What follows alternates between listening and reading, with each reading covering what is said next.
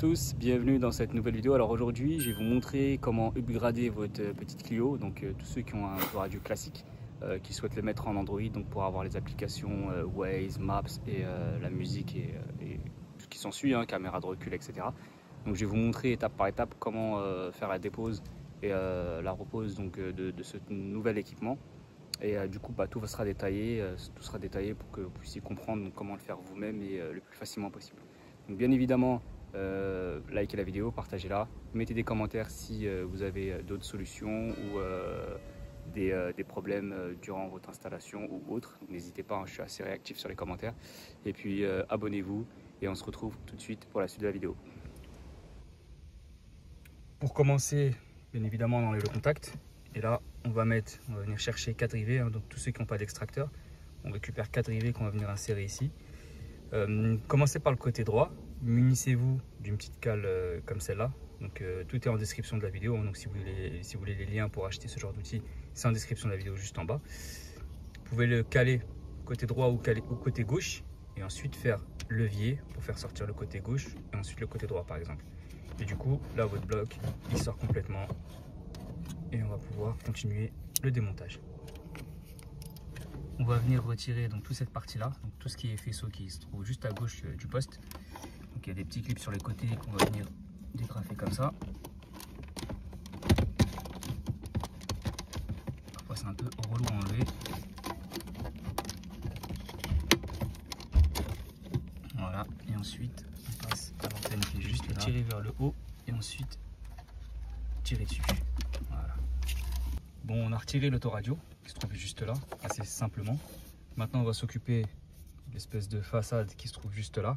Donc très simple, elle n'est pas vissée, il n'y a rien du tout. Donc ce qu'on va faire, on va juste venir tirer dessus. Donc en s'appuyant et en tirant donc, sur plusieurs parties gauche-droite, on a directement la façade qui se retire. Donc là, on peut déconnecter le warning et les autres trucs électriques qu'il y a, qui sont des options du véhicule. Et ensuite, on continue notre petit démontage. On va s'attaquer maintenant à la commande de clim et chauffage. On va retirer les deux Torx qui sont là, donc gauche et droite. Donc on va se munir d'un Torx de 20 avec un embout de 20. On enlève donc ça. Ensuite on va s'occuper donc de la partie ventilation. On va retirer ça. Et ensuite on va s'occuper du petit écran qui se trouve juste en haut.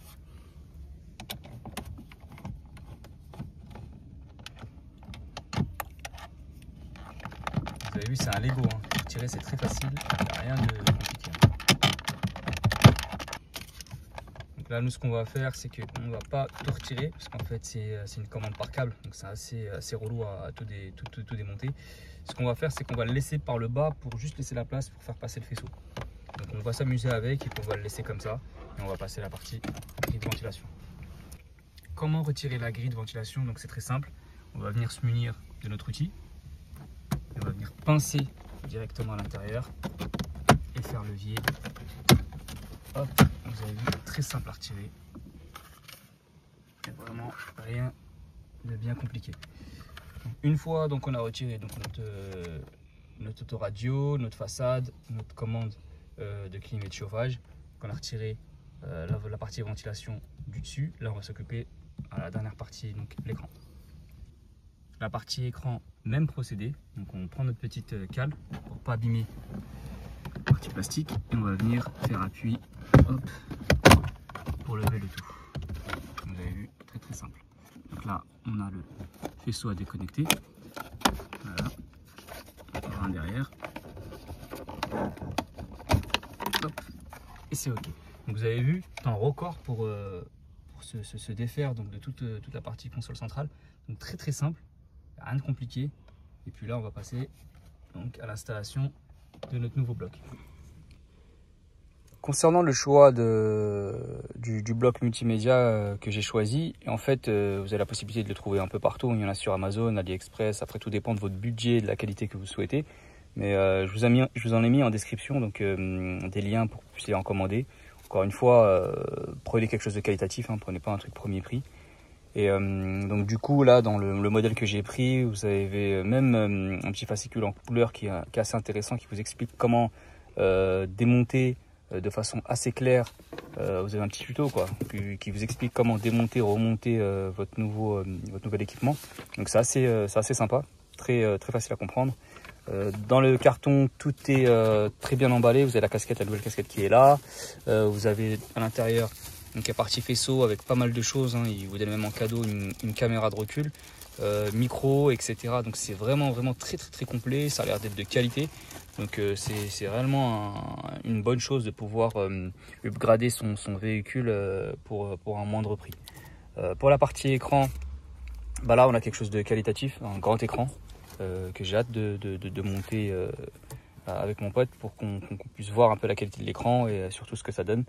Donc c'est quelque chose qui m'a l'air assez propre, assez joli. Donc on va voir ce que ça va donner et puis hâte de l'essayer sur route avec une application, avec des choses Waze par exemple ou Maps ou autre application. Donc là ce qu'on va faire, on va passer à la phase de remontage de tous ces nouveaux petits trucs là, donc ça va être sympa. Et puis on passe tout de suite au remontage de ce nouvel équipement. Bon, on vient de terminer donc le côté assemblage niveau faisceau. Donc là on a mis, donc c'est assez simple hein, parce qu'en fait vous pouvez pas vous tromper. Donc vous branchez tout ce que vous pouvez à ce niveau là. Donc on a mis l'alimentation qui est là, on a branché celui-là, on a mis le petit CAN bus qui est ici, donc qui se raccorde sur une des fiches de l'autoradio, de l'ancienne autoradio. Lui on le laisse libre, vous pouvez quand même brancher sur l'ancienne autoradio pour avoir l'éclairage, vous savez quand vous allumez vos feux, pour que ça soit noir. Ou bien vous enlevez l'autoradio, vous mettez un cache pour remplacer, pour cacher l'emplacement qui est là, vu que l'autoradio ne sert plus à rien. Ensuite plus haut, là on vient se brancher directement ici pour faire une espèce de boucle pour se connecter au CAN bus. Ça on s'en fout, on n'en a pas besoin. Pour la commande au volant, en fait vous devez brancher le deuxième directement sur ça, mais sur certains véhicules ça fonctionne pas toujours. Donc pour tous ceux qui veulent utiliser la commande de volume ici qui se trouve là, branchez-le là. Et puis si tout est ok, vous avez tout bien branché, bah, vous n'avez plus qu'à remonter l'écran. Pour info, généralement on reçoit ce type d'équipement, mais la connectique pour l'antenne est pas bonne, donc ça rentre pas dessus. Si vous regardez bien, c'est beaucoup trop gros, donc c'est pas du tout compatible avec ce qu'il y a. Donc là, bien gros, alors que là c'est beaucoup plus petit. Donc ce sera pas possible, il faudra prendre un adaptateur et puis mettre le bon bout pour pouvoir avoir la radio. Concernant le GPS, donc le GPS, il y a l'antenne qui est, alors je sais pas où est-ce que je l'ai foutu, elle est juste là, qui est juste là. Donc en fait c'est une antenne qui est collée. Donc la meilleure façon de l'installer, c'est de le mettre au niveau du montant. Donc, vous pouvez le coller au niveau du montant juste là, ici, ou bien derrière la planche de bord ou sur le côté, dans un endroit où elle puisse capter du signal, et puis vous branchez ça directement donc au niveau de l'endroit indiqué. Donc vous avez vu, c'est marqué GPS, vous ne pouvez pas vous tromper. Hop, vous vissez ça là-dessus et puis ça sera tout bon. Donc là on va passer à la phase cacher le faisceau, remonter l'écran, et puis je vous filme ça en détail. Donc pour ceux qui ont du Riesland, n'hésitez pas à mettre du Riesland pour faire ça un peu plus propre, pour éviter que ça se balade et que ça vous crée des pannes futures. Donc là, comme je vous ai expliqué, hein, on se munit de petits Riesland, que le faisceau il soit un peu plus propre. Hop. Voilà, vous avez vu, c'est beaucoup plus joli et beaucoup plus propre. Donc mettez-en au fur et à mesure pour faciliter et pour éviter les pannes, pour éviter que ça soit pincé ou que ça se balade à l'arrière, que ça fasse du bruit. Une fois que j'ai bien mis mon petit Riesland, j'ai fait passer mon faisceau à l'intérieur. Donc pendant toute la vidéo, j'ai laissé le film pour éviter les rayures. Là, je vais le retirer. Et ensuite, je vais venir mettre directement le cache du dessus, délicatement pour éviter d'abîmer l'écran. Voilà, on va venir le positionner comme ceci. Et ensuite, on va venir mettre les vis tout autour. Hop.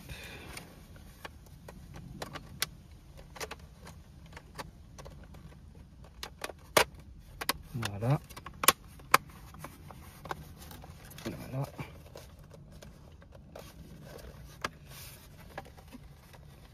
Ensuite là, vous avez les emplacements pour vous mettre notre vis de cruciforme. Donc il y en a deux, il y en a une ici Il y en a même une ici, il y en a 4 en fait. Il y en a une ici et une ici. Vous avez vu, une là, une là, une là et une là.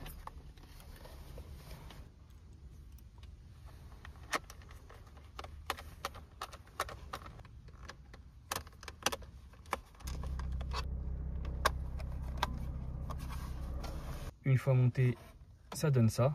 Donc bien fixé. Il y a le faisceau qui passe par derrière, là par en dessous. Et on va faire passer tout ça sur le côté. Donc à gauche, pour que ça descende en bas et qu'on connecte le tout et que ça fasse super propre, comme si c'était d'origine.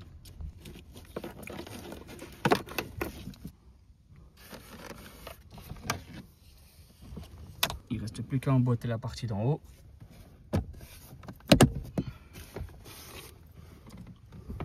Et le résultat, il est plutôt pas mal. Avec les petits riselants, ça fait toujours plus propre. Voilà ce que ça donne. Donc vous avez vu, il y a tout qui passe, qui est bien rangé. Ça gêne rien. L'écran est bien posé. Là en bas, on récupère notre câble USB. On récupère le câble de l'antenne qu'on adaptera plus tard. Donc là, on a tout qui vient directement se brancher en dessous. Et tout est OK pour le remontage final. On remonte la commande de climatisation et de chauffage.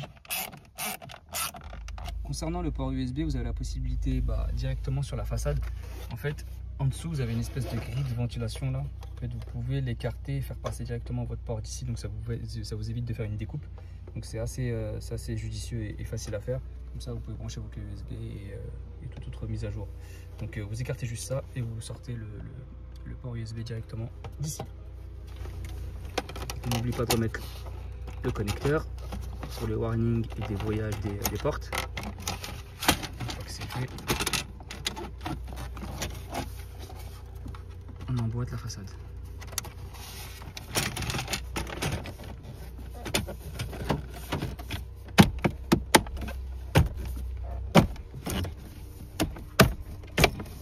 Voilà, il ne manque plus qu'à ajouter l'autoradio.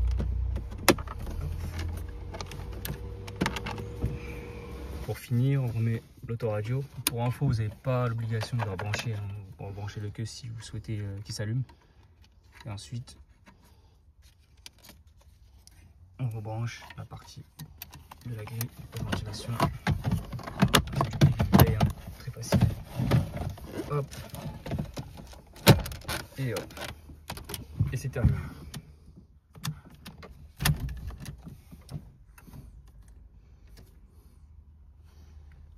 Petit test. On voit bien le petit Android qui s'affiche.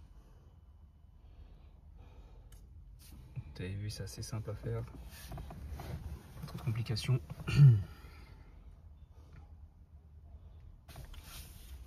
Bon, pendant que ça charge, on voit bien qu'ici, on a notre petit port USB qui sort de la grille. Comme vous avez vu, c'est assez judicieux. Vous branchez directement. Il est même bien tenu, hein, vous avez vu.